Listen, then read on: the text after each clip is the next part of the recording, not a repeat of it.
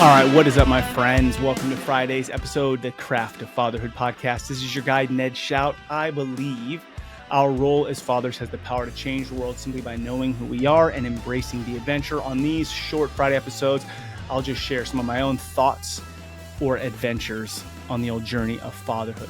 Now, the last few weeks, we've been talking about what is sacred. Now, when you think about sacred, what does that mean? It's what is highly regarded, respected, honored in your life, in your world. If we look around our culture, it doesn't seem as though things are really considered sacred. Is the home sacred? Is the family sacred? Is the mother and father relationship sacred?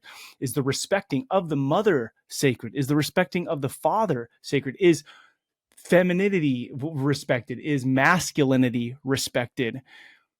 What do we consider sacred? And then what are we communicating in our home? Because ultimately, you guys, we can be so pissed off and listen to all the news and watch all the stuff and doom scroll all these news things, depending on what you believe, right or left, and get super pissed at the other side.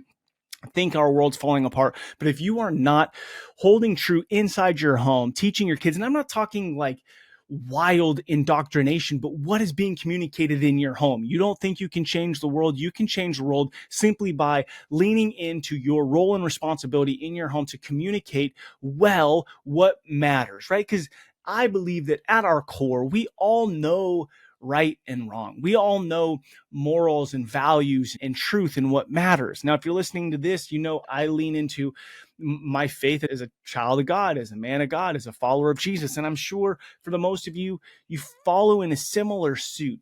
So for this week 5, the last week, we're going to talk about sex for a minute. Because our world, our culture, again, makes it as though this doesn't matter. Watch almost any television show. Anything, like it doesn't matter. Sex doesn't matter. But it does matter. We all know that it matters, and we act like it doesn't. So my question to you is, regardless of what the culture's saying, what are you saying? What are you communicating in your home? What do you believe? If you have beliefs about whether it does or doesn't matter, where are you banking that truth on? What are you tying your boat to?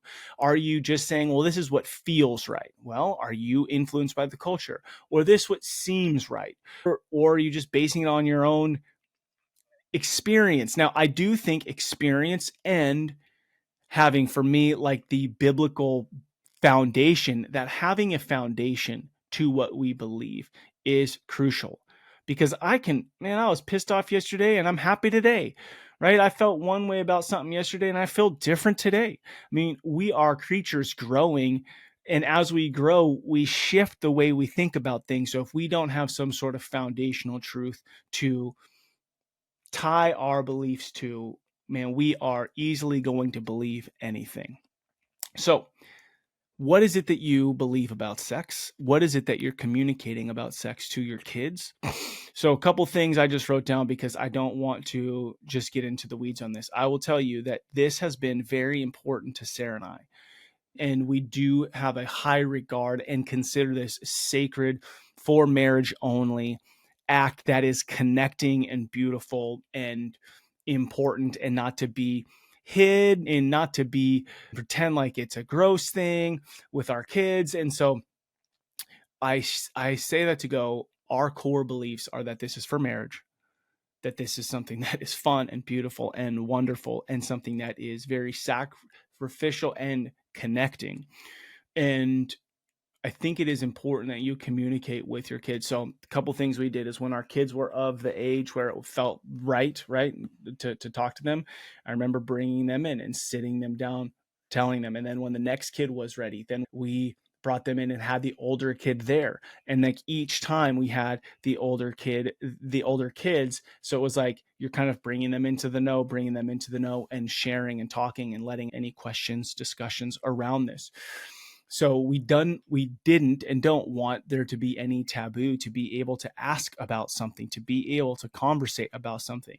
And even now there's times where I know Sarah will check in with the girls more. I'll check in with my son more and just check in and go, hey, checking in on XYZ, any thoughts, any questions? And that's been going on the last few years.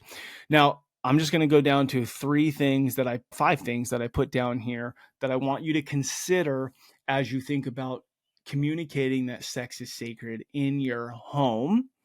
in your relationships. And just as a reminder, like, this is an important part of life. It is a part of life that almost everyone is going to experience, and everyone will be impacted by, right? Because you cannot go through life without being impacted by this. And it is like fire.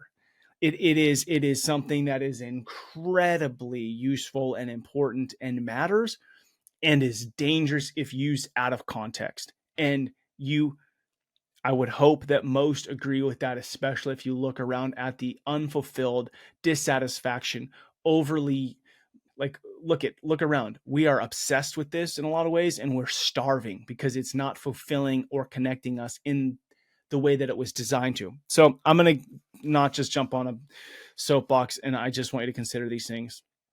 Okay. Number one, decide what you believe, and then where are you getting that information from? Talk to your spouse or the mother of your kiddos, and make sure that you are as best as possible on the same page to communicate well to these kids, because that is important, that they can get the same information or similar information from the parents. Number two, how will you communicate it? Like I said, we pulled each one in, and then regularly go and talk to each one.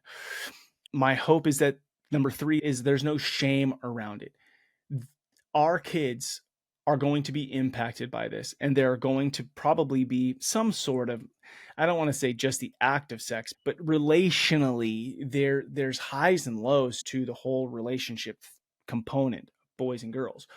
So the goal is that there's no shame, and that they can come literally talk to you about anything, because ultimately what we want is open relationships with our kids. And when they are having an issue, which they're going to have in their life, whether, with anything, that they feel like, I got to talk to my dad about this. I got to talk to my mom about this.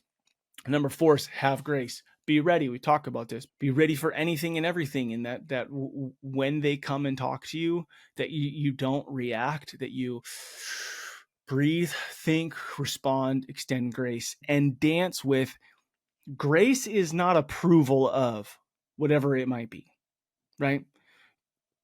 But grace is not approval of. There are still consequences, and grace and love can be there. So be careful with that you're not just approving of, thinking I'm extending grace. Number five, this is a good thing. Sex is good. Sex is a design. All things are made for a reason. What's the reason here? Now, this kind of comes back to number one. What do you believe? But I believe this is one of the greatest, most sacred gifts that we have on this earth, and it must be honored. So I encourage you to not avoid this. Don't avoid this. And maybe you personally have some hiccups from things that have happened in your life. Maybe you have some addictions. Maybe you have some things. And I'll talk to you right now as a man. If you are struggling with pornography, if you are struggling with lust, if you are struggling in these areas, please, I beg you, go get support, go get help. Fighting this, figuring this out, it will set your son and daughters up for success, even if it's unspoken. I truly believe that if I were to be caught up in this in a very negative way, that regardless of, that I couldn't then tell my kids, hey, this is sacred and this matters, and then behind closed doors, there's something else going on with me. It's transferred. I don't know how, but if you can work this out, I truly believe that your son and daughters will have healthier, richer, more successful relationship with sex moving forward. So I encourage you, it is critical that you work through your own things, and don't find shame or guilt yourself if you need to go talk to somebody, if you need to go get support, because it is so critical so that we can set our kids up for success. All right, my friends, this matters. It is sacred. It is sacred. Now, if you can just walk away with that, like, okay, this is sacred.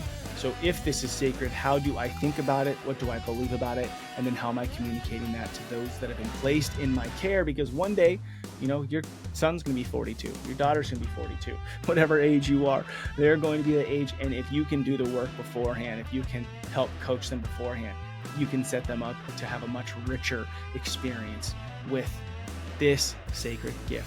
All right, my dudes, remember who you are. You are a father, and that matters. You matter. Together, let's rebel against the view that fatherhood has little impact, and let's create lives engaged in mastering the craft of fatherhood. Much love to you, my brothers. Together, we're changing the world. I look forward to hanging out with you next week.